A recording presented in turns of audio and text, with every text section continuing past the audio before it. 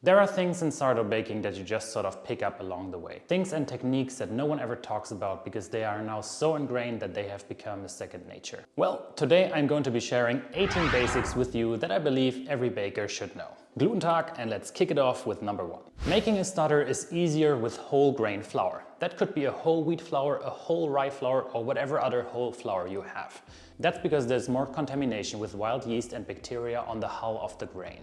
By mixing flour and water, the spores on the outside of the hull of the grain now become alive again. Because you mixed water with your flour, sugars become available, and that's where your sourdough microorganisms hook in. Now, if you start with a white flour, you have less of that hull part. That means you have less of this contamination. If you use the whole flour, you have more of the hull of the grain, which means you have more spores. So whereas making a sourdough starter with whole flour might take you 7 days, it could take a lot longer when using white flour. But don't worry, later on you can change whatever you want to feed your sourdough starter. You can make it initially with whole flour and then later on switch to a white flour, whatever you prefer. It's just to make sure that the fermentation starts faster and you don't lose any time. The older your starter, the better. That's because whenever you give your sourdough starter a feeding, so when you provide it with additional food, flour and water, you're selecting these microbes that are best at fermenting flour. That's effectively also what you're doing when you're initially setting up the starter. There's a lot of contamination, there might be mold and everything, but over time the microbes that are best adapted to fermenting flour will succeed and outcompete the other microbes. So the older your sourdough starter, the more it is used to fermenting flour. So an older sourdough starter is going to be faster at fermenting, it might be more resilient, and it could provide you with better flavor. So if you have the chance and have a friend who has a very old starter, I recommend that you make your own starter and get a little bit of your friend's starter. And then just make 2 loaves and test. And you should see that the younger starter is not as good yet as the older starter. So as you make more bread, your sourdough starter is going to become better, and so are your breads. Active starter equals happy baker. The more active your sourdough starter is, the happier you are going to be. And that's because sourdough is all about achieving that balance. Now, if you have an active starter, that means you have a much smoother fermentation profile. You don't have too many extremes in the fermentation activity. To make your sourdough starter more active, the best thing you can do is to give it some feedings. Especially if you have not used your starter for a longer period of time, getting it to that perfect state will make it so much easier for you to make great bread. When taking my sourdough starter from the fridge, I typically give it at least 1 additional feeding. Then I observe the container of my starter. I'm looking for some bubbles on the edge, and I'm also taking the scent of a starter. That's really a good sign that your starter is active and can be used to inoculate a dough. If the starter is in a bad shape, so is going to be the fermentation in your main dough. That's because your sourdough starter is essentially nothing different than a tiny dough, probably without salt. Choose a good flour when making a sourdough bread. The flour is the basis for everything that's going to be happening throughout the fermentation. You don't want to start with a bad flour. When making wheat-based sourdough, ideally you want to have a flour which has a higher protein content, which means you have a higher gluten content. That means you can push the fermentation for a longer period of time. Because as you're fermenting your sourdough, the gluten is degraded and degraded. If the gluten is degraded too much, your sourdough bread is going to turn into a giant blob, which still tastes amazing, but it lacks a little bit of that texture. So check the packaging of your flour. I see that a lot in my home country, Germany, where we don't have that great wheat. We are a rye country, but wheat is not growing that well over here.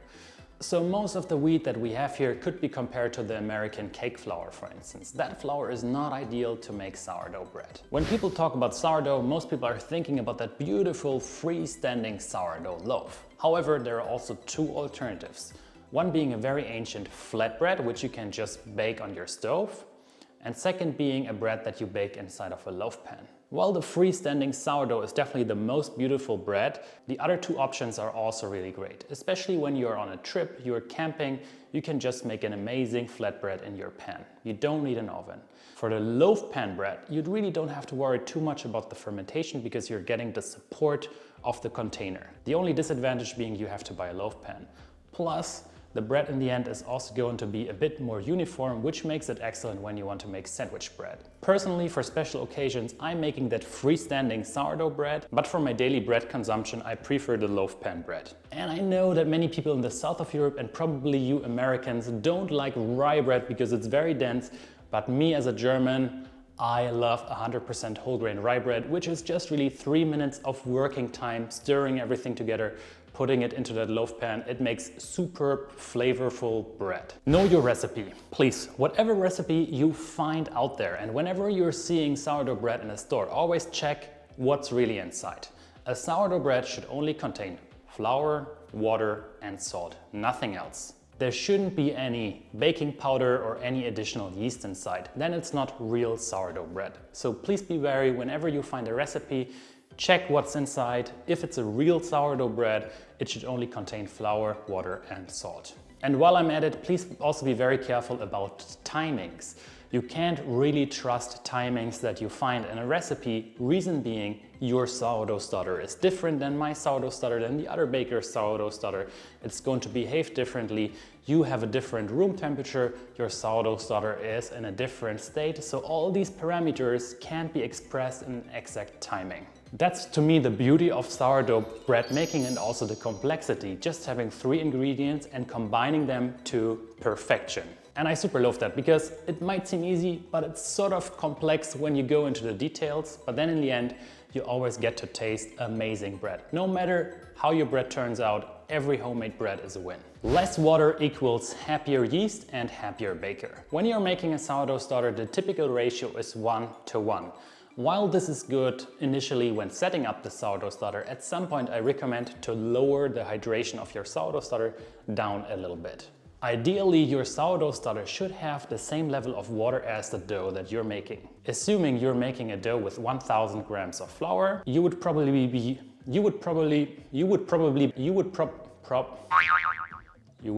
be using something like 600 grams of water, which is a hydration of 60% in terms of baker's math.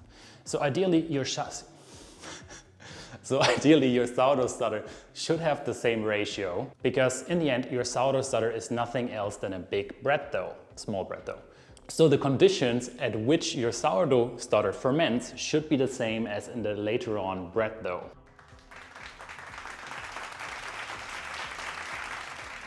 So if your bread dough has a hydration of 60%, so should your sourdough starter. And by lowering that hydration, you're pushing the yeast portion in your sourdough starter a little bit more. So you are increasing the fluff factor of your bread and you're having a little bit less bacterial activity, which is great, especially if your flour is not as strong and you're just getting started, because the biggest danger whenever making sourdough bread is running into that over fermentation. You want to ferment just enough, but not too much. You need to find a sweet spot. So having a sourdough starter with just 60% hydration, a stiff starter, is going to provide you with a lot of benefits. Now, if you're a crazy person and you have a very strong flour, you could also try a liquid starter, which has a lot more water than flour. This starter is super active in terms of bacterial activity and will create you an incredible tang of flavor in the final bread. However, it's also kind of risky because you might be over fermenting the dough. Shameful advertisement in the middle of the video. I wrote this book called The Sourdough Framework, covering all the details, science, and everything you need to know about bread making. Now this book is completely free. You can read it on the-sourdoughframework.com. The whole content is there. But if you like what I'm doing, if you want to support my channel, if you want to gift something special to somebody who's just starting baking, consider getting yourself one of these hardcover copies. You are supporting my bread cause and enabling me to teach more people around the world how to make amazing bread. Thank you for all the support. Together we are making this world a breadier place, one loaf at a time, and we are democratizing the whole bread making process that really motivates me. Seeing that you can take care of your family and friends with fresh bread is what I really care about. So thanks one more time and let's continue with the tips. Knead smarter. Whenever I see people mixing a dough together, I see them kneading for 10 minutes, but you don't have to do that. Initially, when putting together all the ingredients, all you want to make sure is that they're nicely homogenized. You don't want to see any bits of flour left in your container. Then take a pause, wait for 15 minutes and return back. Just by mixing flour and water, you are already developing dough strength. Your gluten network starts to form. And then continue kneading a little bit. So you're going to be saving yourself around 15 minutes of extra hard work when kneading the dough. My default process is mix everything, wait 15 minutes, knead a little bit, 2 or 3 minutes, wait another 15 minutes, and then knead again 2 or 3 minutes. It makes it so easy. Fermentolyse versus autolyse. You might have heard the term autolyse, where you just mix flour and water and let that sit for a little bit, and then later on inoculate your starter into that dough. I think that's a really unnecessary step. So my default approach is a fermentolyse, where I just mix all the ingredients together, but use a lower amount of starter. The idea of the autolyse is because you are mixing flour and water, some enzymes are being activated and they start to improve the properties of the dough and also provide food for the microorganisms that you are going to be inoculating with your starter. Now you can get the same effects, exactly the same thing is happening when you use the fermentolyse. The only difference being you mix all the ingredients together right away and you're saving yourself some time. Now, if you were to use a high quantity of sourdough starter, your fermentation would be done relatively quickly. And you need some time for the enzymes to work the flour. And to counter that, we are just going to be using less sourdough starter. For me, that's typically around 10% based on the flour in summer, and in winter up to 20%. You're going to be saving yourself one step and will have an equally amazingly tasting sourdough bread. So the next time you read about autolyse, think of the fermentolyse. I think it's so much better. Stretching and folding is very often overrated. The idea of stretching and folding the dough is to create additional dough strength. Now, you can choose whenever you want to create dough strength, whenever you want to tighten that gluten network. What you can do is you can knead more initially, then you'll have a dough with more dough strength. However, if you don't want to knead so much initially, you can also apply stretch and fold throughout the course of fermentation. However, you could also give your dough a pre-shape, which would also create dough strength, or you could also shape your bread dough a little bit tighter, which would also create dough strength. So these are all methods you have at your disposal to create dough strength. But if you find a recipe saying stretch and fold 8 times, nope, you need to read the signs of the dough. Whenever you see that the dough flattened out quite a lot, that's a good time to apply a stretch and fold, but only then. Now, if you don't have time to apply stretch and folds, if the recipe says apply a couple of stretch and folds, you can knead more at the start, or you could do that pre-shaping or perform a tighter shaping. So these are all methods at your disposal, but you don't have to worry about stretching and folding too much. The only thing I accept for stretching and folding is that it's just simply so oddly satisfying to work with the dough and seeing how it's coming together. That's probably the reason why I do more stretch and folds than actually required, because seeing the dough, all the bubbles, how it feels, how it changes over time, feeling that texture, I think is super rewarding if you're seeing that your fermentation is on track. Knowing when your fermentation is done is the secret to mastering sourdough bread. When you bulk ferment your dough, so you're making one big dough and you're putting together multiple loaves in one large mass. That's called the bulk fermentation. Now, your bulk fermentation could also only be a single dough. The best thing to look out for is a size increase of your dough. Aim for around a 25% size increase. The stronger your flour, the more this can be pushed. But 25% size increase is a good, reasonable way to start. What you can do is you can take a little bit of your main dough and place that in a small container next to your dough. An aliquot, honestly no idea how to pronounce that. You can use that sample jar, place it next to your dough and observe the size increase. This only works, however, if the room temperature is consistent and the dough has the same temperature as your sample jar. I really recommend to use a glass container and look at the edge of the container, and you should be able to see some bubbles. Also, please use your note to take the scent of the dough. When it smells similar to your sourdough starter, not as strong, but in a similar way. So you can also practice this with your sourdough starter. Take the scent of it and then also smell your main dough.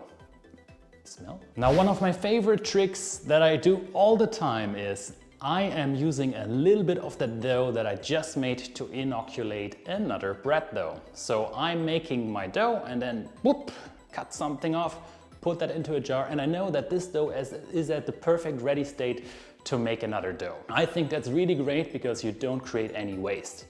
The only danger is that you might be able to forget that you actually have to do it, and this happened to me before, so I'm always trying to keep a little bit of backup starter in my fridge. What I typically do is I cut off a little bit of the dough and move it directly into the fridge. So I calculate I might need around 50 grams of sourdough starter for my next bread. I'm cutting off 50 grams, I'm putting that into the fridge, and then it's good there for around a week, and I can use it directly out of the fridge to inoculate a dough. Small asterisk here, small star, because if your dough is very warm, of course the starter is not going to be as good for as long, but if your fridge is at a colder temperature, the sourdough starter is good for a longer period of time. If you're a beginner baker, the best option would probably be to feed it one more time, but if you know what you're doing, you could use it directly out of the fridge. Oh, and side note, some people might be saying, but there's salt now in my starter. Yes, there is salt in your starter. But please, when you are making a bread dough, consider the following. You have a sourdough starter that has never seen salt, and now you're throwing that into a salty mass of dough. The sourdough starter should be trained in the environment of your actual later dough. So essentially, my recommendation would be to also use salt for the sourdough starter because you want the environment to be the same. I'm not doing that because I'm too lazy, but please don't worry. When cutting off that little piece of dough that there's a little bit of salt inside, it's really no problem at all. Dividing and pre-shaping is not always needed. Dividing and pre-shaping is happening after your bulk fermentation stage, which is you made multiple doughs in one bulk, and then you of course need to divide them. After dividing them, they don't look as nice, so you have to pre-shape them. This is something you have to do when you're making multiple breads in one go. However, when you're just making a single dough for a single bread, you don't have to go through these steps. You can just flip over the container and shape the bread dough directly coming out of the container. Dividing and pre-shaping is hard, especially for beginner bakers, so only do it if you really have to. On the upside, when making multiple breads in one single dough, you are of course going to be learning a lot more. You will be mastering the technique and improving each time you're making something. You could also be applying the pre-shaping technique if you're just making a single loaf because you want to create additional dough strength. So that's also a tool, a method you have at your disposal depending on how your dough is looking shortly after the bulk fermentation is completed. Use flour when shaping your dough. For pre-shaping, you don't want to be using any flour because you need to drag the dough over the surface. However, when you're shaping your dough, you don't want it to stick to the countertop. So that's the only time when you actually want to add additional flour throughout the whole bread making process. And no matter what dough you made, this is the point, the shaping point is where you decide what that dough should actually turn out to be. It could be a batard, it could be a boule, you could be making a ciabatta, you could be making a baguette. Of course, they might be using a little bit of different amounts of water, but in theory, it would still be possible. You could be making bread rolls. So you have this dough, and now it's up to you to decide what awesomeness you want to create out of your dough. The fridge can make your life so much easier. Now that you shaped your dough, you could of course leave your dough at room temperature and then bake it a little bit later.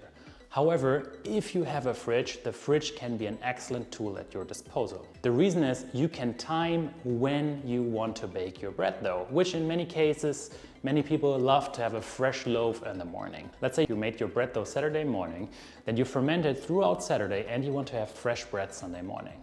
So once your fermentation is done on Saturday, at some point, all you do is you take your shaped loaf and you place that into the fridge. And in the fridge, the temperature is cooling down, which means the fermentation is slower.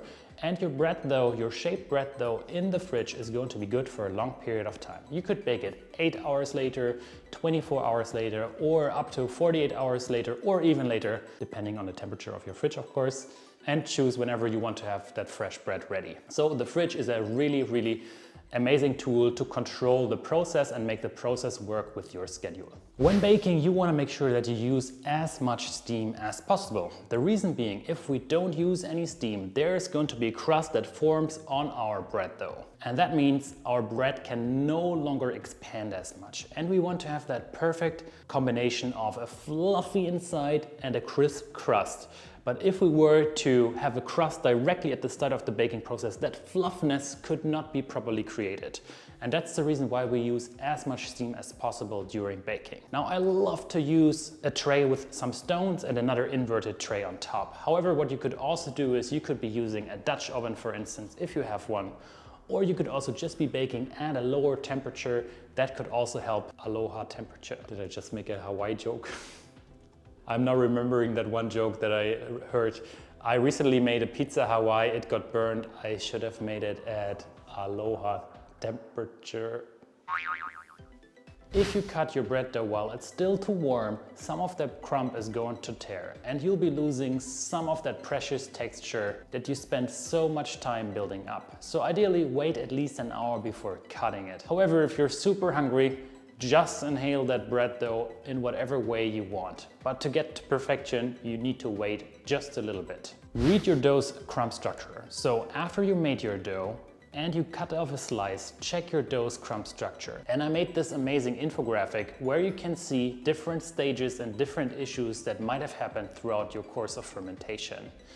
Reading the crumb structure will provide you with clues on what you can improve the next time you're making a bread dough. When you're joining our Discord and chat with other bakers, it's always recommended to include a picture of your crumb structure because this will help other bakers better debug what happened with your bread dough. And now my last bonus tip is start baking, make bread. No matter how it turns out, every bread that you're making is going to be so much better than store-bought bread.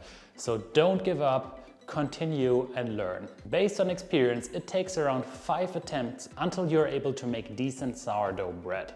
So don't give up, keep debugging, keep learning, keep trying to improve the process. Once you mastered this skill, you have learned something that will provide you and your family and friends with amazing bread for the rest of your life. Let me end this by saying thank you one more time for all the monthly supporters that are making this channel possible. I really appreciate all your trust and all your support. Thanks for watching. I hope this video was helpful. May the gluten be strong with all of you.